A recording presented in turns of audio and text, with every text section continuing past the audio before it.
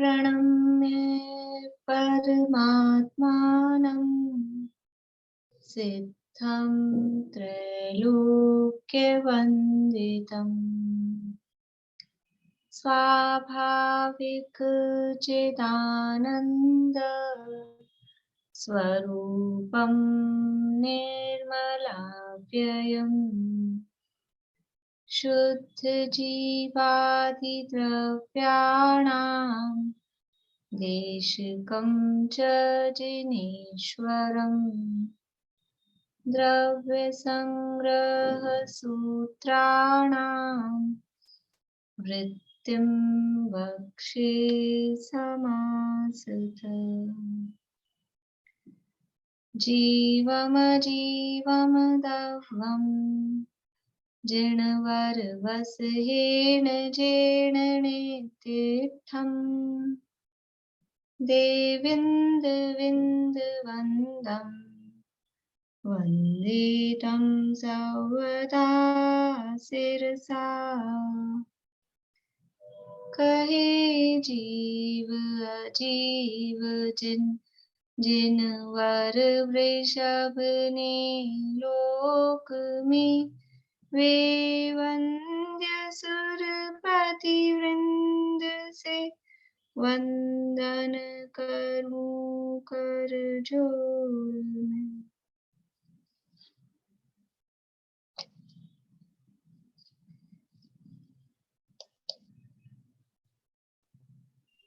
ये मैं पूछ रही थी, आपका ये YouTube में भी आता है तो ये लाइव आएगा अभी? जैसे अगर YouTube में, अगर टीवी में अगर उसको कनेक्ट करूँ तो आपका लिंक अभी लाइव नहीं है।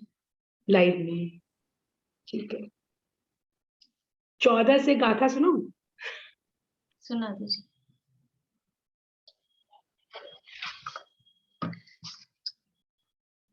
यहाँ द्रव्य संग्रह में मोक्ष मार्ग अधिकार अपना चल रहा है और मोक्ष मार्ग का स्वरूप इसमें बताया गया, निश्चय मोक्ष मार्ग और व्यापार मोक्ष मार्ग।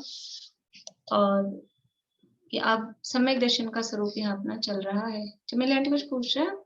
नहीं, मैं भी सुनाना चाहती थी आगे की, वो लास्ट वाली जो भी थी, या कल सुना दूं, आप जैसा कहो। कल सुना दीजिएगा। ठीक है।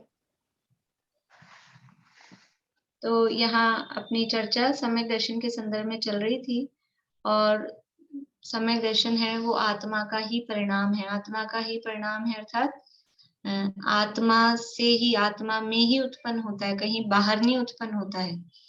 जब आत्मा आत्मा में स्थिर होता है, लीन होता है, तो वो आत्मा में ही उत्पन्न होता है, आत्मा का ही परिणाम है, ऐसा यहाँ कहा था। और अब सम्यक दर्शन की विशेषताएं, पहले तो कहा कि उसके होने पर ज्ञान है वो भी संशय विमोह और विभ्रम से रहित हो जाता है। और ये जो सम्यक दर्शन है ये 25 दोषों से रहित 8 गुणों से सहित होता है। तो उन 25 दोषों में कौन कौन से हैं 25 दोष?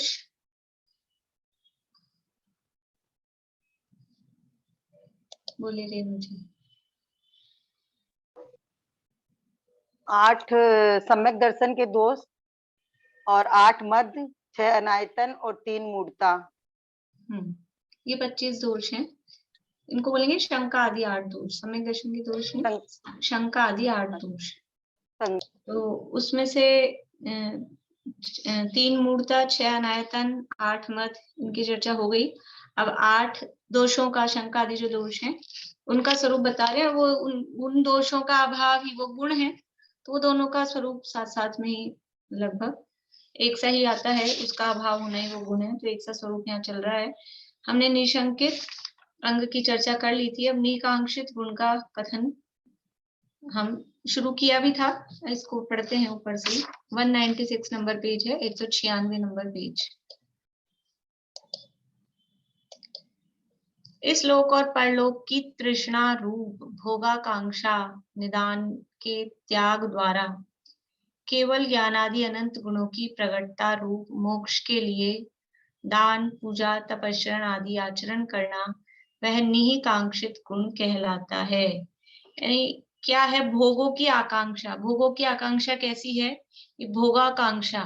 ये भोगाकांक्षा कैसी है? तृष्णा रूप है। तृष्णा समझ में आती? तृष्णा क्या चीज होती है? तृष्णा की खाई खूब भरी, पर रिक्त रही वह रिक्त रही। तृष्णा का मतलब होता है, वैसे तृष्णा यानी प्यास, ऐसा मतलब वो कभी बुझे नहीं, ऐसी प्यास, वो कहलाती है तृष्णा, जो कभी पूरी नहीं होती। और इच्छाओं को इसीलिए तृष्णा की उपमा दी जाती है, इच्छा पूरी कभू न हो। कितना ही करो आशा गर्तः प्रति प्राणी, यस्मिन् विश्वम अनुपमम, कस्य किम कियदायति वृथा वो विशेषता। यानी इतनी जीवों की इच्छाएं ऐसी हैं कि वो खत्म कभी होती ही नहीं है, और इसी का नाम है तृष्णा। यानी एक हमको लगता है हम ये काम कर ले, ये इच्छा पूरी हो जाएगी तो हम सुखी हो जाएंगे, लेकिन एक इच्छा पूरी होते ही, उससे पहले ही, पूरी होते ही क्या, तुरंत अभी ये इच्छा हुई, इसको पूरा करने का प्रोसेस हो रहा है, तब तक दूसरी इच्छा, फिर उसको पूरा करने के लिए कुछ करेंगे, तीसरी इच्छा। यानी इच्छाएं, और जैसे जैसे हमारी पूरी होती जाती है, वैसे वैसे और अधिक नई नई इच्छाएं, इसका नाम है तृष्णा। जैसे कि बच्चे को एक बार टॉफी चटा दी, आइसक्रीम चटा दी, फिर क्या होता है, बस एक टॉफी खा के, एक आइसक्रीम खा के शांति हो जाती है? नहीं, और चाहिए, और चाहिए। एक से नहीं, भले ही अब नहीं खाए डर के मारे कि कैसे भी कुछ भी, लेकिन वो और चाहिए। जैसे हम लोगों को, बड़ों को होता है, मूंगफली खा ली 1-2 दाने, काम चल जाता है 1-2 दाने मूंगफली खाने से। क्या बोलते हैं, मुंह लगी बुरी है, कि वो 1-2 से नहीं होता है, फिर और चाहिए। नमकीन खा ली, एक ग्लास किसी ने दे दी टेस्ट करने के लिए, और फिर क्या होता है, और चाहिए, अभी तो और दो, थोड़ी सी तो और दो, तीसरे से क्या होगा। तो ये कहलाती है तृष्णा। यानी कोई भी पांचों इंद्रियों के विषय ऐसे हैं कि एक बार उसका रस लग जाता है, उसका स्वाद लग जाता है, तो वो बार बार में वो चाहते हैं। तो ये भोगों की आकांक्षा, ये कैसे है, ये तृष्णा रूप है, ये पूरी नहीं होती है, ये और चाहती है। तो ये इस लोक और परलोक की तृष्णा, इस लोक में भोग सामग्री मिल जाए, परभव में भोग सामग्री मिल जाए, ऐसी तृष्णा रूप भोगाकांक्षा निदान के त्याग द्वारा, इस भोगों की जो इच्छा है, उसका इच्छा को ही निदान कहते हैं, उसके त्याग द्वारा। और किसके लिए हम ये कर रहे हैं, जो भी दान तपस्या व्रत पूजा आदि की, केवल ज्ञानादि अनंत गुणों की प्रकटता के लिए। हमें इस भाव में किसी भोगों की इच्छा नहीं है, अगले भाव के भी भोग मिले, जाचू नहीं सुरवास, पुनि नर राज, परिजन साथ जी, फिर क्या चाहते हो, बुध जा चाहू तो वो भक्ति भाव भाव दीजिए शिवनाथ जी। तो भक्ति भाव भाव मतलब मैं दास बना रहा हूँ, ये अर्थ नहीं है उसमें। आपकी भक्ति चाहता हूँ, मतलब आपकी भक्ति का फल यही है कि आपके जैसा बन जाऊं। तो केवल ज्ञानादि अनंत गुणों की प्राप्ति के लिए, कोई देवलोक का वैभव मिल जाए कि चक्रवर्ती बन जाऊं, कि बड़ा सेठ बन जाऊं, वो कुछ नहीं चाहता है। जाचू नहीं सुरवास, पुनि नर राज, परिजन साथ जी, यही सब मुझे मिल जाए फिर से। ऐसी कोई इस भाव की, परभव की कोई कामना नहीं है। केवल आपके समान मुझे आप सम कर लेहु स्वामी, यही एक वांछा महा। भगवान के समान बनना, यानी जैसे केवल ज्ञानादि अनंत गुण हैं आप में, वैसे ही मुझ में भी प्रकट हो जाएं। उसके लिए जो दान पूजा तपस्या आदि करना, वह निकांक्षित गुण कहलाता है। मतलब क्या हुआ कि जो भी हम पूजा पाठ व्रत उपवास दान तपस्या आदि कर रहे हैं, उसमें इस भाव की या परभाव की किसी भी प्रकार की भोगों की इच्छा नहीं हो। यदि इसलिए हमने तेला किया है कि बहुत कपड़े आते हैं, पहले की मतलब पहले ऐसा ही होता था, तेला करा है तो सब जने कपड़े देंगे, तो चलो बहुत कपड़े आएंगे इसलिए तेला कर लो। तो ये क्या है, भोगों की आकांक्षा। हमने कपड़ों के लिए नहीं किया, हमने तो त्याग कर दिया, हम तो किसी का कुछ लेंगे ही नहीं, लेकिन जुलूस निकलेगा अपना बग्गी में बैठा के, तो वो नाम की इच्छा है। और भले ही वो भी नहीं हो तो हमने त्याग कर दिया, इसी का मान हो जाता है, त्याग का मान हो जाता है। ज्ञानी तो मान का त्याग करता है, और अज्ञानी त्याग का ही मान कर लेता है, मैंने ये छोड़ा है, ये छोड़ा, ये छोड़ा, हमने तो त्याग कर दिया, हम तो कुछ लेंगे ही नहीं, इसी चीज का घमंड हो जाता है। तो किसी भी तरह से कोई भी यदि कषाय अंदर है, भोगों की आकांक्षा, वो भी क्या है, कषाय तो है, लोक कषाय तो है। तो किसी भी तरह से इस भाव में नाम हो, भोग सामग्री मिले, कोई स्वास्थ्य आदि ठीक हो जाए, इसलिए हमने, बहुत शरीर फैल रहा था, वजन बहुत बढ़ रहा था, चलो 10 लक्षण कर लो, वजन भी सही हो जाएगा, नाम का नाम हो जाएगा, धर्म का धर्म हो जाएगा। ये किसी भी तरह की यदि आकांक्षा है, तो ये सब वो तो निदान है, या समझ लीजिए तो खोटा परिणाम है, कषाय से परिणाम है। तो इस भाव में कुछ अच्छा हो जाए, उसकी आकांक्षा से रहित, या अगले भाव में देखो कोई देव बनता है, तो देव बनता है तो मिनिमम क्या क्या होता है, लोअर से लोअर देव होता है ना, लोअर कैटेगरी का भी, किलविशिक जाति का देव भी हो, सबसे लोअर वाला, तो भी क्या होता है, दिव्य शरीर होता है, हमारे शरीर से बहुत सुंदर और विशेष शरीर होता है। सबसे हीन जाति का ज्योतिष देव भी हो, अंतर देव भी हो, तो भी, और दिव्य शरीर होता है। मिनिमम 32 तो देवांगनाएं होती हैं, कम से कम 32 तो मिलती है। और बाकी स्वर्ग की जो सामग्री है, कल्प वृक्ष वगैरह और नंदन वन में घूमना, वो सब भी मिलता है। तो यहाँ थोड़ा सा छोड़ेंगे, यहाँ एक पत्नी को छोड़ेंगे, थोड़ा सा भोगों को छोड़ेंगे, खाने पीने का त्याग करेंगे, तो क्या होगा, अगले भाव में स्वर्ग में चल जाएंगे, तो फिर इतना सारा ये सब वैभव मिलेगा। अगर ऐसी अगले भाव की आकांक्षा है तो भी वो वास्तव में निकांक्षित गुण नहीं है, वो कांक्षा नामक दोष है। तो इस लोक और परलोक की तृष्णा रूप किसी भी प्रकार के भोगों की आकांक्षा के त्याग के द्वारा और केवल ज्ञान आदि अनंत गुणों की प्रकटता के लिए, मोक्ष के लिए, केवल अपनी आत्मा की भावना से, भोगों की इच्छा नहीं, अनंत सुख, भोगों से तो, भोगों में वास्तव में सुख है ही नहीं, और भोगों से जो सुख लग भी रहा है वो तो क्षणिक है, इंद्रिय सुख है। और हमें कैसा सुख चाहिए, हमें परमानेंट चाहिए, अतीन्द्रिय चाहिए, अनंत सुख चाहिए। तो उसके लिए जो भी बाहर में पूजा पाठ, व्रत उपवास, धार्मिक जो भी काम किया, व्यवहार धर्म के नाम पे भले से, निश्चय धर्म के रूप में, व्यवहार धर्म के रूप में, तो वो सब निकांक्षित गुण कहलाता है। मतलब ये है कि धर्म करके और उसके फल की इच्छा नहीं करना, धर्म के फल में कोई लौकिक भोग सामग्री की इच्छा नहीं करना, वो निकांक्षित गुण है। धर्म के फल में, धर्म का ही जो फल है, धर्म के फल में क्या मिलेगा, आम के पेड़ में से क्या मिलेगा, आम मिलेगा, आम का, आम को यानी हम खाएंगे तो क्या मिलेगा, कि वही आम का स्वाद मिलेगा। तो धर्म करेंगे तो उसका फल क्या मिलेगा, कि धर्म ही होगा। और धर्म के फल में यदि हम लौकिक सुख चाहते हैं, तो लौकिक सुख तो धर्म का फल नहीं है, वो तो अधर्म का फल है। और यदि हम लौकिक सुख चाह रहे हैं, इसका मतलब है हम धर्म नहीं कर रहे, हम अधर्म कर रहे हैं। धर्म के फल में किसी भी तरह से लौकिक सुख चाहना, वो कांक्षा नाम का दोष है, उससे धर्म नहीं होता, वो सब अधर्म ही हो जाता है। इस गुण में अनंतमती कन्या की कथा प्रसिद्ध है। अनंतमती की कथा इसमें प्रसिद्ध है। अनंतमती सेठ की पुत्री थी और बहुत सुंदर थी।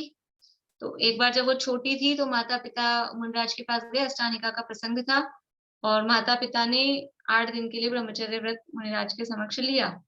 तो उसको भी कहा तू भी ब्रह्मचर्य व्रत ले ले, तो उसने कहा खुशी खुशी, वो भी धार्मिक रुचि की थी, उसने भी ले लिया। लेकिन अब माता पिता ने तो 8 दिन के लिए लिया था, और उसको तो बच्ची थी, उसको तो ये पता नहीं, उसने ले लिया ब्रह्मचर्य व्रत, तो जो ले लिया जिंदगी भर के लिए। अब बड़ी हुई तो कहा भाई विवाह करो, तो क्या आपने तो ब्रह्मचर्य दिलाया था, विवाह के लिए कह रहे हो, तो विवाह उसने नहीं किया। फिर एक दिन अपने बगीचे में सहेलियों के साथ खेल रही थी, तो एक विद्याधर सुंदर, यानी उसको सुंदर देखकर विद्याधर उठा कर ले गया, उठा के तो ले गया, फिर बाद में अपनी पत्नी के डर से उसको कहीं छोड़ दिया जंगल में। फिर जंगल में एक भील ने पकड़ लिया, फिर भील उसके साथ दुर्व्यवहार करना चाहा, तो वन देवी ने आकर डांट लगाई। यानी देखो, पाप के उदय और पुण्य के उदय साथ साथ चलते रहते हैं। ऐसा तो ये तो पाप का उदय आया कि परिवार से बिछड़ गई, अब जंगल में भटक रही है, लेकिन क्योंकि अपने शील पर अड़िग थी, भील ने उसके साथ गलत काम करना चाहा, लेकिन वो अपने शील पर दृढ़ रही और तरह तरह के प्रलोभन दिए, प्रलोभन में नहीं आई। तो वन देवी ने आके उसके शील की रक्षा की। फिर उसने ले जाके किसी को वेश्या को बेच दिया। फिर वेश्या ने उससे गलत काम कराना चाहा, फिर भी वो अड़िग रही, तो वेश्या ने राजा को बेच दिया। फिर वो राजा से भी नहीं पार पड़ी, फिर राजा ने वापस जंगल में छोड़ दिया। ऐसा एक आधा और है बीच में, समझ लो। तो इस तरह से एंड में जाके फिर जंगल में उसको आरिका माता जियों का संग मिल गया, और वो उनके साथ में फिर जाके कहीं, अपन ने तो शॉर्ट में 1 मिनट भी नहीं लगा पूरा, यानी इतनी जल्दी से ऐसे बोल दी, लेकिन कितना समय उसको इस तरह से लगा होगा इन परिस्थितियों में। ऐसे चंदनबाला की समझ लो, इस तरह से सारी परिस्थितियां बनी थी, उसी टाइप की ये है। तो इन सब ऐसी विषम परिस्थितियों में भी अब राजा मिल गया था, चलो वो भील तो काला कलूटा गंदा दिखता था, डरावना। राजा मिल गया, सेठ मिल गया, फिर तो ठीक है, मान जाती उसकी बात, फिर क्या तकलीफ थी, कर लेती शादी, रहने लग जाती जैसे भी था, मरने से और परेशान होने से तो अच्छा था। लेकिन नहीं, ब्रह्मचर्य की प्रतिज्ञा ली है, तो अब हम अपने शील को भंग नहीं होने देंगे। ऐसे अपनी प्रतिज्ञा में दृढ़ रही, किसी भी तरह से कोई भोगों के प्रलोभन में, कि मैं इतने कष्ट में, तरह तरह की उसको समझ लो धमकियां दी, ये कर देंगे वो कर देंगे ऐसा वैसा, किसी भी तरह की ना धमकी से डरी ना प्रलोभनों में आई। ये उसके निहकांक्षित गुण की, मतलब जो व्रत लिया है, क्या व्रत लिया था, ब्रह्मचर्य का व्रत लिया था, एक व्रत लिया था, लेकिन किसी भी तरह से उस व्रत को उसने नहीं छोड़ा, न इस भाव में कोई इच्छा, न परभाव में कोई इच्छा, और अपना सम्यक गुण कायम रहे, ऐसी भावना उसकी निरंतर बनती रही। तो फिर बाद में उसको आदिका माता जी का संग मिला। बोली नहीं, तो ये निकांक्षित गुण कैसे हुआ? निकांक्षित माने तो कोई चीज की अभिलाषा नहीं करना, कोई चीज की इच्छा नहीं करना ना। हाँ, तो ये तो अपने उसमें दृढ़ रही, वो अलग बात है, लेकिन इसमें निकांक्षित यहाँ कैसे हुआ? निकांक्षित ये हुआ कि वो सांसारिक भोगों की इच्छा उसने नहीं की। यानी एक तो पहली बात तो प्रतिज्ञा बचपन में ली थी, फिर बड़ी हो गई तो भी उसने नहीं सोचा कि अब शादी, मतलब वो ये क्या है, भोग ही तो स्पर्शन इंद्रिय जन्य भोग, शादी विवाह करके, फिर शादी विवाह करके, और रसना इंद्रिय के भी, घ्राण इंद्रिय के भी, चक्षु इंद्रिय के सारे ही भोग होते हैं। तो उन भोगों की उसने इच्छा नहीं की, राजकुमारी थी, सेठ की लड़की थी, लेकिन ऐसा कोई भोगों की इच्छा नहीं की। और बाद में भी जब ऐसी प्रतिकूल परिस्थितियों में बनी रही, तो उस, मतलब किसी ने पटरानी बनाने का प्रलोभन दिया, किसी ने कुछ रुपए पैसे का प्रलोभन दिया कि हम तुमको ये कर देंगे वो कर देंगे, और सब तरह से, लेकिन किसी भी तरह से प्रलोभन में नहीं आई। अपने यानी जो व्रत लिया था, वो व्रत, उसने उस व्रत के फल में भोगों की इच्छा नहीं की, उस व्रत को नहीं छोड़ा भोगों के लिए, इस रूप में इसको निकांक्षित कहा नहीं, गया। पर इसको तो आकांक्षा थी नहीं ना। खुद को तो थी नहीं आकांक्षा। बस वो आकांक्षा देखो, नहीं थी इसीलिए आकांक्षा वो, निकांक्षित, हाँ, वो आकांक्षा नहीं थी ना, इसीलिए वो निकांक्षित थी, क्योंकि उसको थी नहीं, यही उसमें बताना है। अब वो तो प्रसिद्ध है, एक्चुअल में तो कहानी यही चलती है, पर वो प्रसिद्ध हुई है इसमें। बाकी ऐसा नहीं है वही एक भी, तो नीचे और उदाहरण दे रहे हैं, इसके अलावा भी बहुत सारे अपन खोजे ना, और जितने भी ज्ञानी होते हैं सभी ज्ञानी अष्टांग के धारी होते हैं, वो सब निकांक्षित ही होते हैं। किसको, अभी सुदर्शन सेठ को नहीं रख सकते अपन निकांक्षित गुण में? सुदर्शन सेठ ने भी कौन सी भोगों की इच्छा की? वो तो पुरुष थे और ऐसी परिस्थिति उनके साथ में बनी, उनको क्या तकलीफ थी, लेकिन फिर भी उन्होंने अपने जो ब्रह्मचर्य, यानी ब्रह्मचर्य मतलब स्व स्त्री संतोष व्रत, उसको उन्होंने नहीं छोड़ा। प्रलोभन दिए गए, रानी के द्वारा प्रलोभन भी दिया, धमकाया भी गया, रानी थी, और कराई ना उसने फिर, उसके लेवल पे जो था उसने तो फिर सारे इल्जाम लगाए, सब हुआ ही, फांसी की सजा मिली गई थी, तो भी वो अपने जो व्रत था उससे डिगे नहीं, प्रलोभन में नहीं आए, और अंदर से ये इच्छा नहीं थी। तो बाहर में ये दिखा रहे हैं कि इनको बाहर की लौकिक सुख की, अंदर में किसी भी तरह के विषयों की कामना, कि चलो अब मैंने इतना ये किया, ये तो मेरे को होना ही चाहिए, कुछ इस तरह का, ऐसी कामना उनके नहीं होती है। तो ये अनंतमती की कथा तो प्रसिद्ध है, और हमने शॉर्ट में फिर से देख ली है।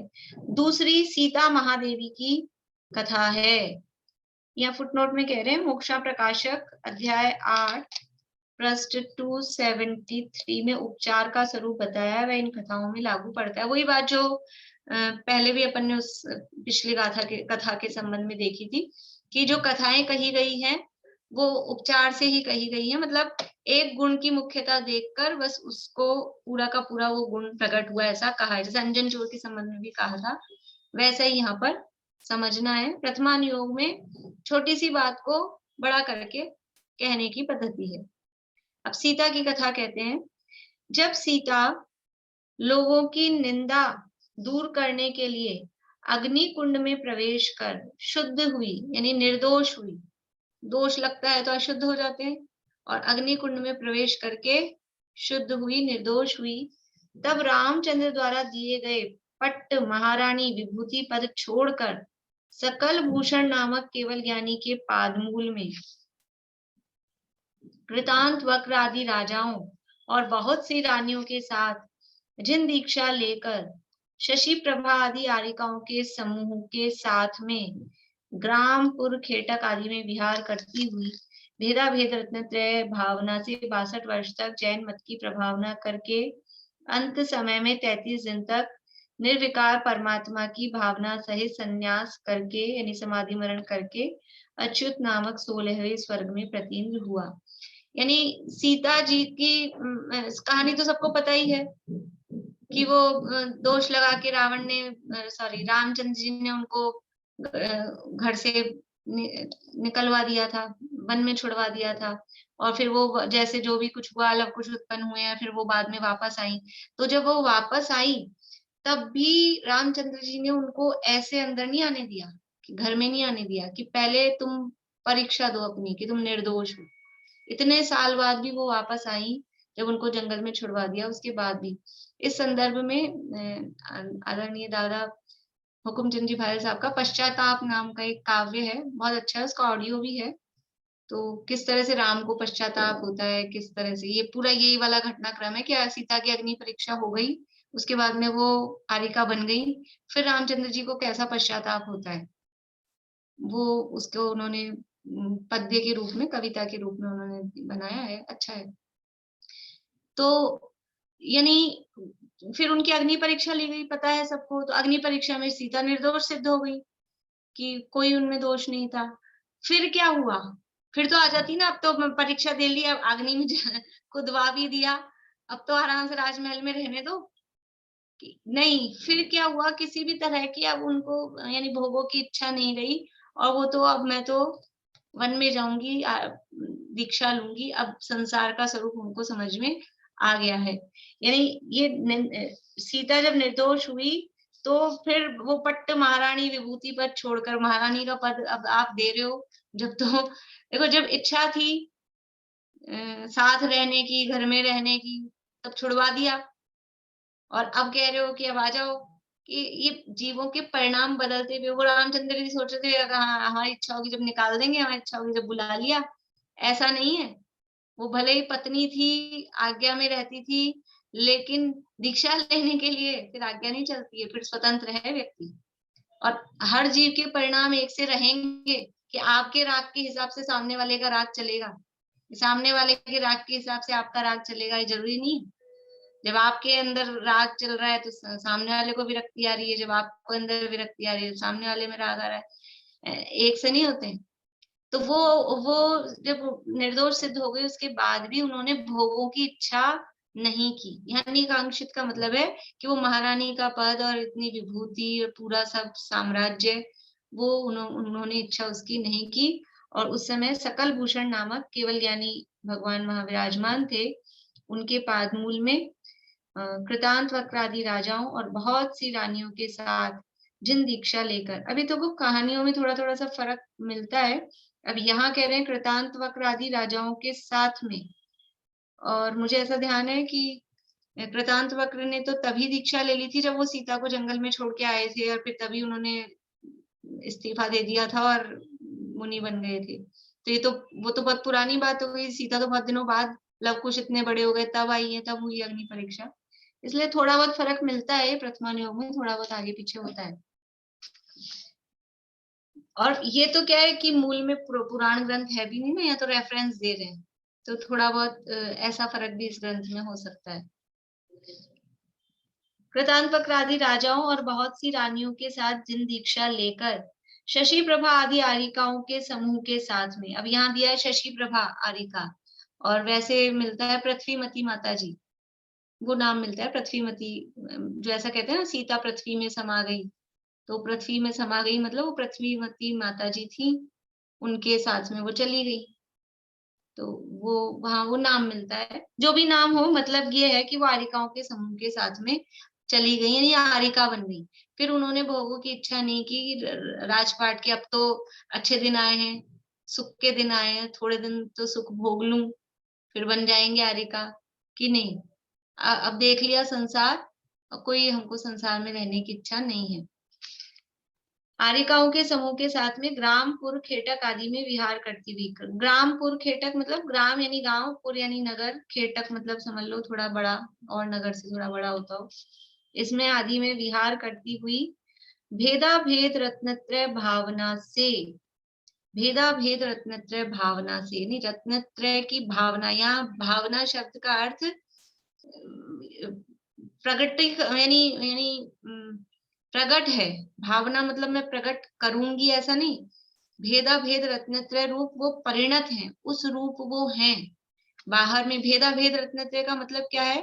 अभेद रत्नत्रय मतलब निश्चय रत्नत्रय समझना, भेद रत्नत्रय मतलब व्यवहार रत्नत्रय समझना, जो कहा ना संबंधन नाणम चरणम मोक्षस कारणम जाने व्यवहारा, कि समय दर्शन समय ज्ञान समय चरित्र से भेद किया, तो ये भेद रत्नत्रय हुआ। और अभेद तत्तीयमयो नियो अप्पा, इन तीनों का जो एक अभेद अखंड आत्मा, उसका अनुभव, वो अभेद रत्नत्रय। तो ऐसा भेद और अभेद दोनों प्रकार के रत्नत्रय की भावना करते हुए, साधना करते हुए 62 वर्ष तक जैन मत की प्रभावना करके, यानी अब ये एक अपने को यहाँ प्रमाण मतलब पद्म पुराण में तो है ही, लेकिन यहाँ भी कि जो सीता माता जी बनी, तो वो कितने वर्ष तक रही उस अवस्था में, आरिका अवस्था में, कि 62 वर्ष तक, 62 वर्ष तक वो आरिका अवस्था में रही। जिन धर्म की प्रभावना उन्होंने जगह जगह विहार किया, तो प्रभावना उनके माध्यम से होती है। देखो प्रभावना देने के लिए अकेला, प्रभावना करने के लिए अकेला उपदेश देना ही जरूरी नहीं है। उपदेश नहीं भी देते हो तो भी वो मुद्रा, वो पद, वो आपका यानी बाहरी जो वेश है वही प्रभावनीय होता है, उससे ही प्रभावना हो जाती है। उसको देख के ही अपन ट्रेन में समझ लो, अपनी कोई ब्रह्मचारी बहनें वगैरह होती हैं एकदम व्हाइट साड़ी और ऐसे पहन के रहती हैं, तो ट्रेन में जाएंगी तब ट्रेन में भी वही पहन के जाती हैं, वही होती है उनकी उनकी सब वो चटाई बिछाएंगी ट्रेन में भी, और वो उसी तरह से। तो आसपास वाले सब समझ जाते हैं कोई साधु संत टाइप का है। अपन रंगीन कपड़े वालों को कोई नहीं समझेगा, लेकिन अगर सफेद साड़ी और ऐसा दिख रहा है। अभी मैं राजकुमारी दी के साथ गई थी, अभी 2 साल पहले, कोरोना नहीं था ना, उससे पहले वहाँ चैतन धाम जाना था, तो वो बिल्कुल व्हाइट साड़ी, और राजकुमारी दी को जानते होंगे बहुत लोग, दिल्ली वाले तो जानते होंगे, राजकुमारी दीदी को नहीं जानते हैं? जानते हैं ना। तो व्हाइट साड़ी, यद्यपि वैसे ब्रह्मचारी मतलब उस बाल ब्रह्मचारी नहीं है, लेकिन अब ब्रह्मचारी जैसा ही रहती है वो, एकदम व्हाइट साड़ी, और वो ट्रेन में भी वही चटाई बिछाई और सब व्हाइट व्हाइट। तो लोग ऐसे माता जी मतलब ऐसा कुछ दूसरे अन्य मती भी होते हैं, तो वो ऐसा समझते हैं हाँ कि कोई है, मतलब कोई विशेष पुरुष, विशेष व्यक्ति है। तो ये वो उनकी वो मुद्रा ही प्रभावना करती है, किसी पद पे नहीं भी हो तो भी वो मुद्रा प्रभावना करती है। तो ये तो आरिका के पद पे थी, तो उपदेश भी दिया ही होगा डेफिनेटली, और उपदेश के माध्यम से भी, और अपने बाहरी आचरण के माध्यम से कुछ नहीं भी बोले तो भी वो प्रभावना होती रहती है। तो 62 वर्ष तक जैन मत की प्रभावना करके अंत समय में 33 दिन तक निर्विकार परमात्मा की भावना सहित संन्यास करके, यानी अंत समय में समाधि मरण संन्यास मरण उन्होंने धारण किया, और 33 दिन तक उनकी समाधि चली, समझिए 33 दिन तक ये किया। और कैसी? निर्विकार परमात्मा की भावना सहित। निर्विकार अंदर भावना किसकी थी? कि अपना जो शुद्धात्मा चैतन्य, जो किसी भी प्रकार का विकार, विकार मतलब मोह राग द्वेष से रहित जो आत्मा का स्वभाव है, जिसमें अंदर किसी भी प्रकार का न द्रव्य कर्म है, न भाव कर्म है, न नो कर्म है, समस्त प्रकार के कर्म मल से रहित निर्विकार, ऐसा जो परमात्मा, कौन सा? बाहर वाले परमात्मा तो निर्विकार है ही, वो तो कार्य परमात्मा है। ये यहाँ अंदर जो कारण परमात्मा है वो निर्विकार परमात्मा, उसकी भावना, बाहर वाले परमात्मा की भावना से परमात्मा नहीं बना जाएगा। परमात्मा किसकी भावना से बना जाएगा? अंदर जो परमात्मा बनने का कारण है, वो तो परमात्मा बने हुए हैं, वो तो कार्य हैं। अभी हमको किसकी भावना? कारण मिलेगा तो कार्य होगा ना। कार्य से कार्य कब होता है? आम से आम उग जाता है? के कारण उसका बीज हो। बीज, आम का रस डाल दें जमीन में तो आम उग जाएगा, कि वो गुठली बीज डालेंगे तब उगेगा? कारण से कार्य होता है, वो तो कार्य है, सामने जो भगवान है मंदिर में वो तो कार्य है, उनसे हमारा कार्य उत्पन्न नहीं होगा। तो हमारे को जो कार्य, क्या कार्य करना है, क्या कार्य उत्पन्न करना है? परमात्म दशा। तो कैसे उत्पन्न होगी? कि अंदर जो इस परमात्म दशा का कारण मौजूद है, ऐसा निर्विकार परमात्मा, उसकी भावना सहित संन्यास करके, यानी समाधि मरण करके अच्युत नामक 16वें स्वर्ग में प्रतीन्द्र हुए। ये 16वें, कहाँ तक की लिमिट है? पंचम गुण स्थानवर्ती देशरति श्रावकों की, मनुष्यों में कहाँ तक लिमिट है? 16वें स्वर्ग। तो जहां तक की लिमिट थी लास्ट, यानी जितना वो कर सकती थी, फुल एफर्ट, यानी काम नीचे वाले स्वर्गों में भी हो सकते थे, लेकिन 16वें यानी इतनी लंबी, कितनी आयु होगी 16वें स्वर्ग में? कितनी आयु होगी? बोलिए निशांति। 22 सागर, कुछ 22 अधिक। साल। कुछ अधिक नहीं है, 12वें से ऊपर कुछ अधिक नहीं है, हाँ, 12 12वें स्वर्ग तक ही है। 22 सागर की आयु, यानी इतनी आयु सहित वो प्रतीन्द्र हुए। तत्पश्चात निर्मल सम्यक्तु का फल देखकर धर्मानुराग से नरक में रावण और लक्ष्मण को संबोध कर अब स्वर्ग में है। और फिर क्या हुआ? वो अपने वहां जाते उत्पन्न हुए, या फिर मतलब उत्पन्न होते अंतर्मुख में तो सब युवा हो ही जाते हैं, फिर देखते हैं क्या हुआ, तो तुरंत अवधि ज्ञान से जान लेते हैं कि मैं तो वो था, सीता थी, और फिर मैंने ऐसे समाधि मरण किया, माता जी बनी थी। तो वो सम्यक की महिमा आई, निर्मल सम्यक का फल देखकर कि सम्यक दर्शन से देखो कहाँ से कहाँ पहुंच गए। तो धर्मानुराग से, मतलब उनको वहां उत्पन्न होने के बाद ये विकल्प आया कि वो रावण, वो कहाँ गए, लक्ष्मण, जो दुश्मन था उसके प्रति भी उसको भी जानने की इच्छा हुई कि उसका हुआ क्या। रहता है अपने को भी, दुश्मन भी हो तो भी उसका हुआ क्या देखे तो सही। तो लेकिन उनको इस भावना से नहीं कि क्या, उनको तो उस पे भी फिर धर्मानुराग आया, और धर्मानुराग से रावण को और लक्ष्मण को संबोधे, वहां संबोधने गई, और अभी भी स्वर्ग में है। अभी भी सीता का जीव जो माताजी बन गए, आरिका माताजी बन गए, उसके बाद में 16वें स्वर्ग में अभी भी प्रतीन्द्र के रूप में वहां पे मौजूद है। 22 सागर की आयु बहुत लंबी होती, बहुत लंबी आयु है। भविष्य में स्वर्ग से आकर सीता का जीव सकल चक्रवर्ती होगा। भविष्य में वह स्वर्ग से आएंगे तो सीता तो बनेगी चक्रवर्ती, सीता मतलब सीता का जीव, और रावण और लक्ष्मण के जीव उसके, सीता के जीव के पुत्र होंगे। देखो रावण और लक्ष्मण कौन से नरक में है? 1 2 3 4 5, कौन से नरक में? तीसरे नरक में। तीसरे नरक में कितनी आयु उत्कृष्ट हो सकती है? उंगली से बता सकते हैं आप, तीसरे नरक में कितनी आयु हो सकती है? निशांटी एक उंगली कम है। 7 सागर, तैश्वेक, 1 3 सप्त 10 सप्तदश द्वाविंशति त्रैश्त्रिंश सागरोपमा सत्वानाम पराय स्थिति। तो 1 3 और सप्त, तो तीसरे नरक में 7 सागर की उत्कृष्ट आयु है। तो सीता का जीव लगभग बराबर टाइम पे, तो मान लो 5-10 साल ऊपर नीचे भी मरे हों वो वहां पर, जब मनुष्य थे, तो कोई खास फर्क नहीं पड़ता है सागरों की आयु में 5-10 साल ऊपर नीचे में। तो सीता का जीव तो है 22 सागर की आयु में, और ये है 7 सागर, मैक्सिमम आयु अपन लेके चल रहे हैं तो भी, तो बराबर एक ही टाइम पे निकल जाएंगे क्या दोनों?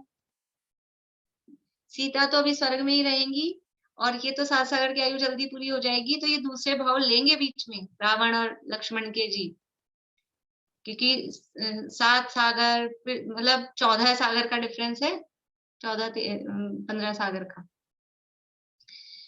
तो ये बीच में दूसरे दूसरे भाव लेंगे, वो दूसरे दूसरे भाव लेते लेते ये तो वहां से स्वर्ग से आके सीधा चक्रवर्ती बनेगी, और ये और दूसरे भाव लेते लेते फिर जब उसी समय सेट होगा उनका सबका टाइम कि ये जब चक्रवर्ती बनेगा, तब वो दोनों उसके पुत्र बनेंगे। तत्पश्चात तीर्थंकर देव के पादमूल में अपना पूर्व भाव देखकर परिवार सहित दोनों पुत्र तथा सीता का जीव जिन दीक्षा लेकर भेदा भेद रत्नत्रय की भावना से पंच अनुत्तर विमान में तीनों अहमिंद्र होंगे। रावण और लक्ष्मण तीर्थंकर बनेंगे तो अपने को पता ही है, सुना हुआ होगा। तो अभी तीर्थंकर प्रकृति बन रही दोनों को, तीसरे नरक में बन सकती है कि नहीं तीर्थंकर प्रकृति? बन सकती है। अभी बंध रही है कि नहीं बंध रही है? अभी बंध रही है रावण और लक्ष्मण को, हाँ कि ना?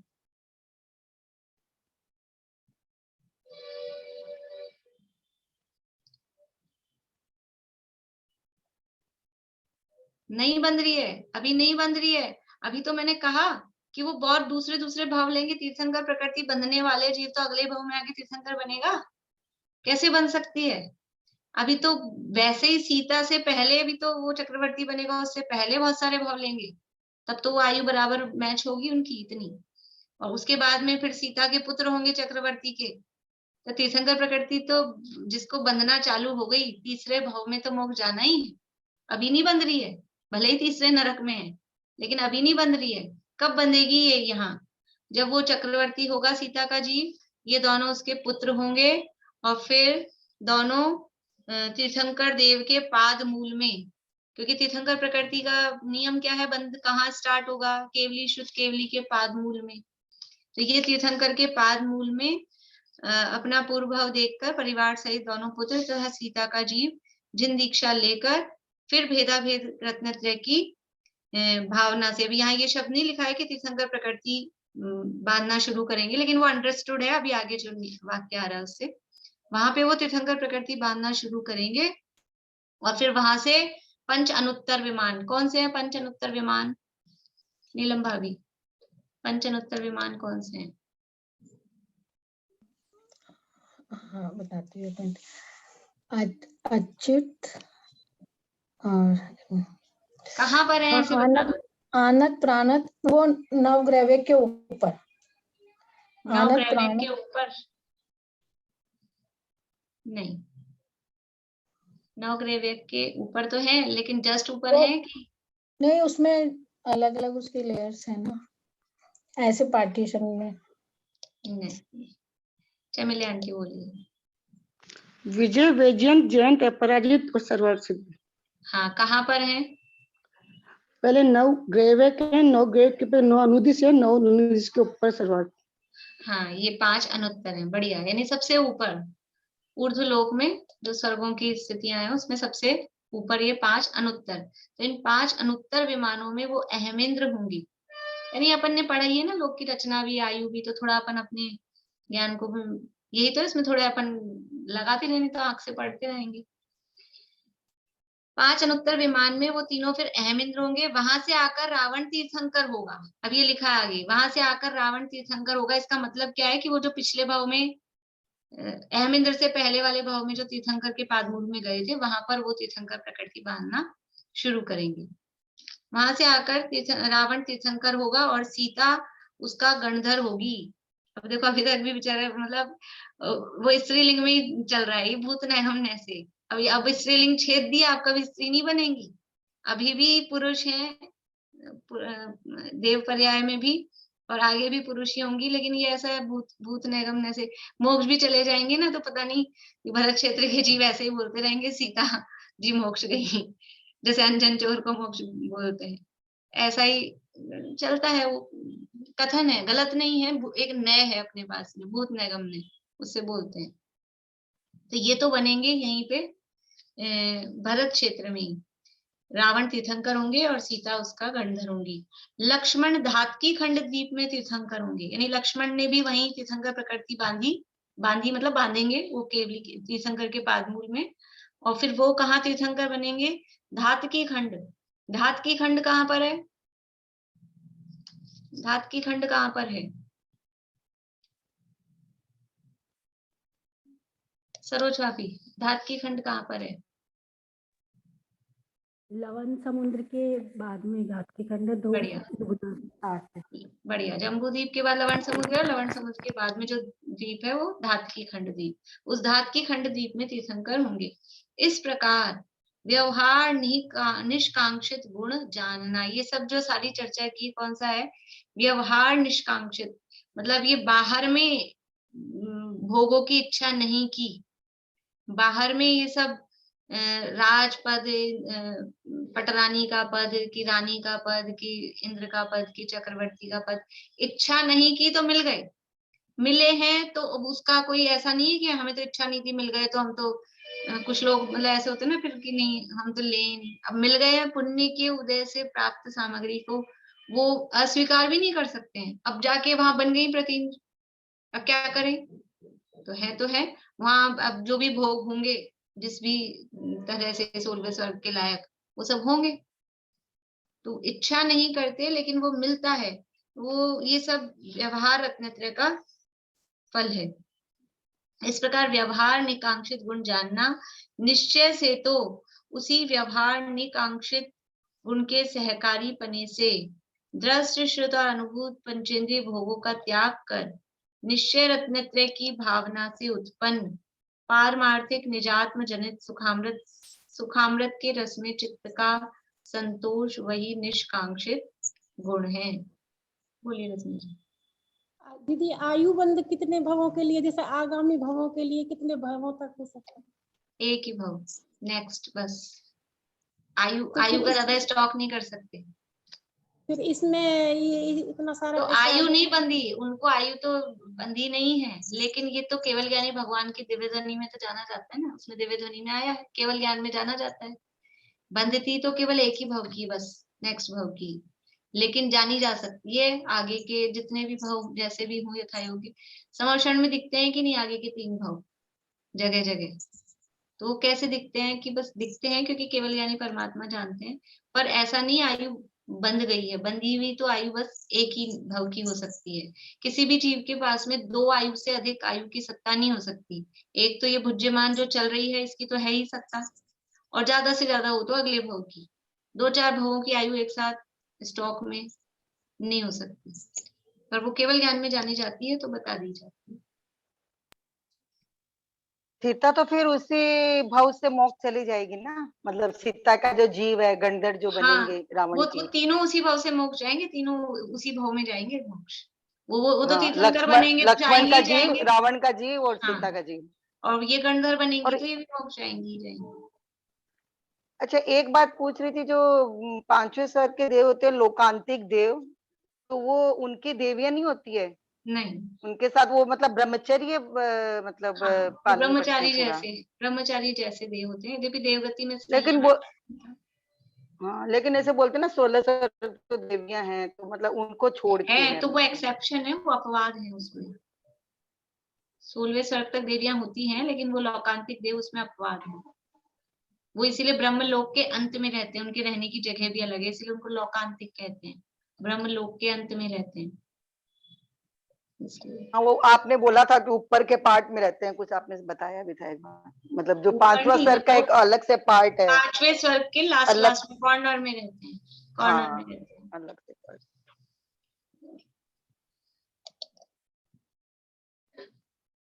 निश्चय से क्या है निष्कांक्षित गुण, कि व्यवहार निष्कांक्षित गुण के सहकारी पने से, देखिए सहकारी पने का वही अर्थ किया है नीचे फुटनोट में, निमित्त पने से, व्यवहार जब भी आएगा और समझ लीजिए मोक्ष मार्ग के साथ में, धर्म के साथ में, तो उसका अर्थ क्या होता है कि व्यवहार किसे कह रहे हैं, वो व्यवहार है वो निश्चय का सहकारी है, सहकारी है मतलब निमित्त है, निमित्त है और सहकारी है, साथ में होता है उसके, मतलब जब भी ये निश्चय होगा तो वो होगा, ऐसा सहकारी पने से यानी निमित्त पने से। निमित्त उपादान में कोई विशिष्टता उत्पन्न नहीं करता है कि कोई वो उपादान को यानी मूल द्रव्य जिसमें कार्य हो रहा है उसमें कोई स्पेशलिटी कर देता हो, ऐसा नहीं है, लेकिन वो होता है, जब भी कार्य होता है तो वो निमित्त होता है, वो कोई उसमें स्पेशलिटी करता हो ऐसा नहीं है, परंतु उसी प्रकार के उचित निमित्त की सन्निधि होती है, लेकिन जब भी कार्य होगा तो वो निमित्त रूप में वही होगा, जब भी घड़ा बनेगा तो कौन होगा निमित्त रूप में, बाहर में घड़ा बनेगा तो कौन होगा, सुनार कि दर्जी, कौन होगा कि वो कुम्हार होगा, सुनार या दर्जी, वो निमित्त भी उचित, ये जो है ना उचित निमित्त की, तो जब भी निश्चय रत्नत्रय होगा तो बाहर में निमित्त रूप में क्या होगा, कि कोई अशुभ भाव घर गृहस्थी के भोगों के वो नहीं होंगे, और शुभ भाव भी कौन से कि ऐसे भूखे को रोटी खिला देना, पक्षियों को दाना डाल देना, इस टाइप के नहीं। मुझे ये व्यवहार रत्नत्र है। इस निश्चय रत्नत्र के साथ में उसके योग्य सच्चे देवशास गुरु, उनका सानिध्य और उनके बताया हुआ जो बाहर में व्यवहार आचरण है, वही होगा निमित्त रूप में भी। इसलिए यहाँ कहा कि ये निकांक्षित गुण के सहकारी पने से, व्यवहार निकांक्षित गुण के सहकारी, यानी जो निश्चय निष्कांक्षित गुण है उसके साथ में वो ऐसा व्यवहार कि बाहर में भोगों की कांक्षा, इच्छा, वांछा वो नहीं होती है, वही व्यवहार होगा। निश्चय से तो उसी व्यवहार निष्कांक्षित गुण के सहकारी पने से दृष्ट, श्रुत और अनुभूत पंचेंद्रिय भोगों का त्याग कर, ये शब्द पहले भी आ गया 2-3 बार, दृष्ट, श्रुत, अनुभूत, देखे हुए, सुने हुए, अनुभव किए हुए, यानी भोग 3 टाइप के होते हैं। समय सार में गाथा है 4 नंबर की, सुध परिचित अनुभूता सर्वस्वी काम भोग बंध कहा। सुध परिचित अनुभूत, श्रुत यानी सुनी हुई है, सबकी सुनी, अनुभूत परिचित, भोग बंधन की कथा, पर से पृथक एकत्व की उपलब्धि केवल सुलभ ना। ये भोग तो क्या है, अनादिकाल से बहुत बार सुने हैं, देखे हैं और भोगे भी हैं। इसमें क्या नया है, कोई बात ही नहीं है। जो ऐसी पर से पृथक एकत्व की, जो पर द्रव्यों से भिन्न में एक एकत्व स्वरूपी भगवान आत्मा हूँ, उस आत्मा की ना प्राप्ति की, ना उसके बारे में सुना, ना उसको देखा, तो कुछ नया करना चाहिए कि नहीं? कि रोज रोज वही रोटी वही घिया की सब्जी, कुछ नया होना चाहिए ना। तो वही भोग अनादिकाल से वही तो भोगते आ रहे हैं, वही सुन रहे हैं, वही देख रहे हैं। तो कुछ नया करें। क्या नया करें कि जो आज तक नहीं किया? क्या नहीं किया? पर से पृथक एकत्व की उपलब्धि, पर द्रव्यों से भिन्न ऐसे अपने भगवान आत्मा की उपलब्धि नहीं की। जो निश्चय से निष्कांक्षित गुण है वो प्राप्त नहीं किया। टाइम तो हो गया। दृष्ट, श्रुत और अनुभूत पंचेंद्रिय भोगों को त्याग कर निश्चय रत्नत्रय की भावना से उत्पन्न पारमार्थिक निजात्म जनित सुखामृत के रस में चित्त का संतोष, वही निष्कांक्षित गुण है। ऐसे यानी भोगों की आकांक्षा को छोड़कर और केवल अपने शुद्धात्म तत्व में ही संतोष को प्राप्त हो, वही वास्तव में निष्कांक्षित। हमें कुछ चाहिए ही नहीं, कुछ चाहिए ही नहीं, उसका नाम है निष्कांक्षित गुण। और ये भावना कब आएगी कि कुछ नहीं चाहिए? कि जब जो व्यक्ति संतोषी होगा, जिसको जो प्राप्त है वो पर्याप्त है, तो अपने में अपने अनंत गुण हैं, वो हमें पर्याप्त है, तो संतोष है, तो बाहर में कुछ और दूसरे भोगों की इच्छा नहीं होती है। इस तरह से निष्कांक्षित गुण की चर्चा यहाँ पर हुई है। मैं तो ये पहले का एक आप ये बता रही थी जरा सा, ग्रामपुर और खेटक है ना, ये खेटक मेरे ख्याल से जंगल होता है, क्योंकि जैसे जो राजा लोग जाते थे आखेटक शिकार के लिए, तो जंगल हो सकता है, तो वो जंगल मेरे ख्याल से जंगल हाँ, होना चाहिए। ठीक बात है। ग्रामपुर, और गांव, नगर और जंगल, ठीक है। हाँ, और जैसे ये रामायण में तो क्या है ना, सीता जी तो बोली मैं पृथ्वी में समा जाऊं, उसमें तो यही है, एंड तो सीता का वहां ऐसे ही पता है। वो तो ये हाँ, तो अन्य मतों में तो वो ऐसा होता है ना, धरती फट जाती है और वो समा जाती है, वो अन्य मतों में ऐसा ही दिखाते हैं। पर अपने यहाँ तो उन्होंने आर्य का दीक्षा ली है और वो समाधि मरण करके 16वें स्वर्ग भी गई हैं। अब अपने पास प्रमाण है, ये आचार्यों का, कोई पूछा आचार्यों का, वह पद्म पुराण हमने नहीं पढ़ा है, इसमें मिल गया अपने को, ये प्रमाण है बिल्कुल। चलिए, जय श्री राम।